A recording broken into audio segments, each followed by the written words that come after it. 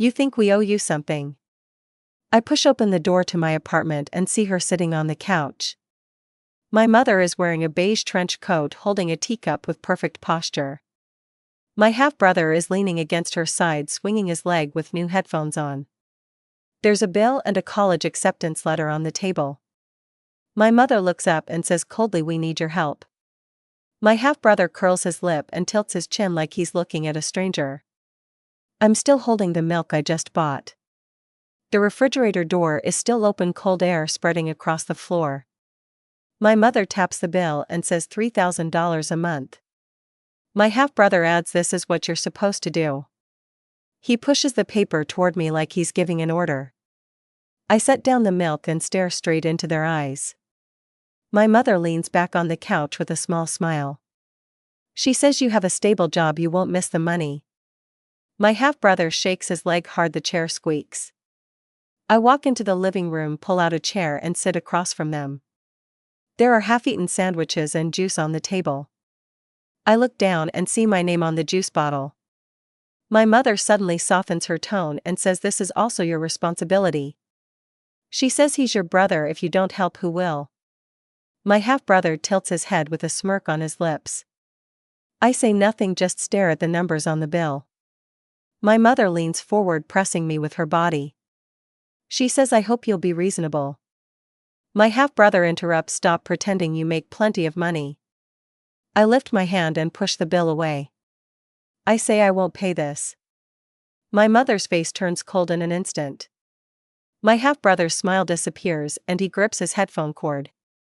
She slams the table and yells, "Don't forget I'm your mother." I look up and say, "You haven't been for a long time." My half-brother stands and yells, "You're so selfish." He kicks the table, the water cup falls to the floor. My mother raises her voice, "I regret giving birth to you."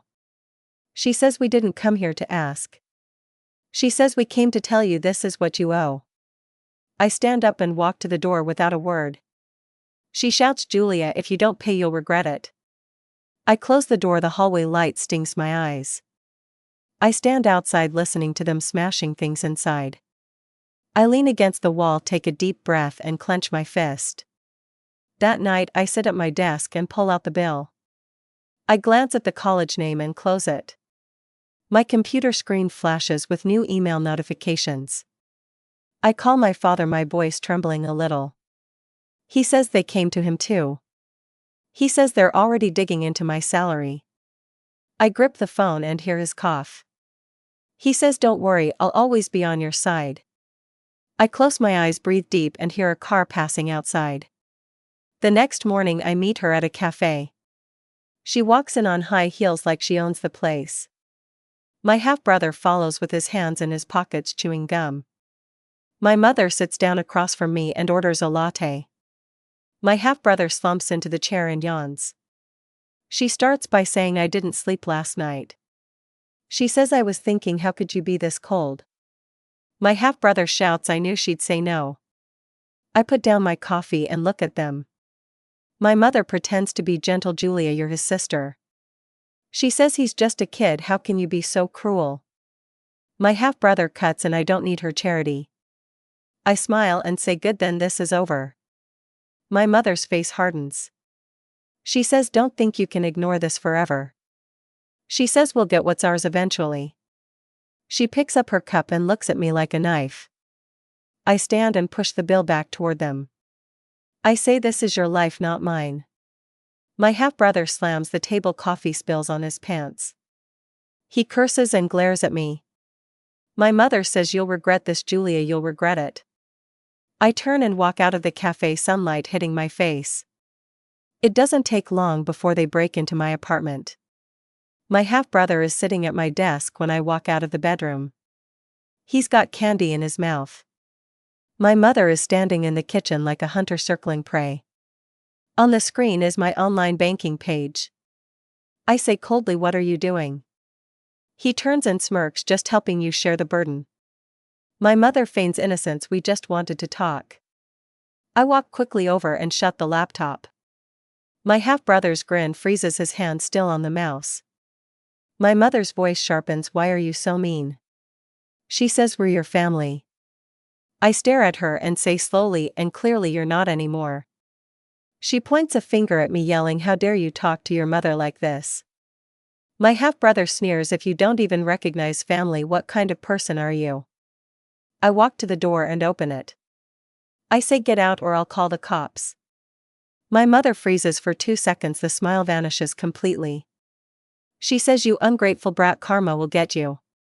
I slam the door and lock it. The whole place goes quiet. I grab my phone and call my father. I tell him they broke in. He says they've already hacked his email. He says they know too much. I sit on the couch, palms sweating. My father says, "Don't be afraid, this isn't the first time we've dealt with them." I hang up and call my lawyer. He tells me to collect evidence, take screenshots of login attempts. I save every email screenshot one by one.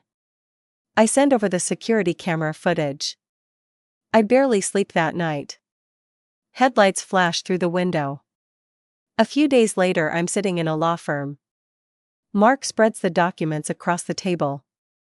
He says we can sue them for illegal entry. He says we can file for a restraining order. I sign my name with a steady hand. He asks if I've decided not to hold back anymore. I say I haven't owed them anything for a long time. The day the court summons goes out, I go to work. My mother calls more than 10 times, I don't answer. My half-brother sends threatening messages, I ignore them. They wait outside my building all day. I watch the footage with no expression. A week later, we're in court. They stand on the defendant's side. My mother wears her beige trench coat, her lips pressed tight. My half-brother stands behind her, pale and shaky. The lawyer presents the evidence, including the video. Her face collapses within minutes. My half-brother glances up at me, his eyes uneasy. The judge reads the restraining order. My mother explodes with rage. She screams, "How can you do this to me?" I stand still, not looking back. Her voice echoes hollow through the courtroom. After that, their life falls apart. Relatives learn what they've done. Her favorite sister exposes her lies in public.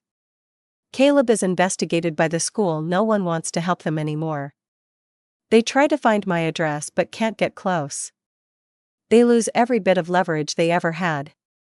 I slowly take my life back. I go to work. I grab coffee with friends.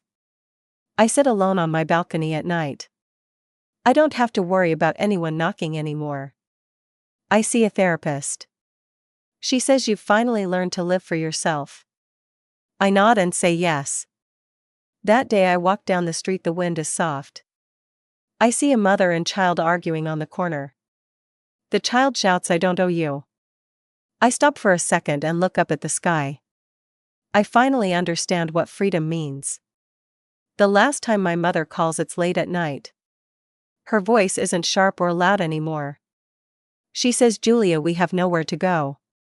She says, "Can you please help us?" I lean against my headboard, listening to her voice shake. I say, "You can't hurt me anymore." Silence fills the line, just her breathing. She whispers, "Please, I have nowhere left." I don't answer, I just hang up gently.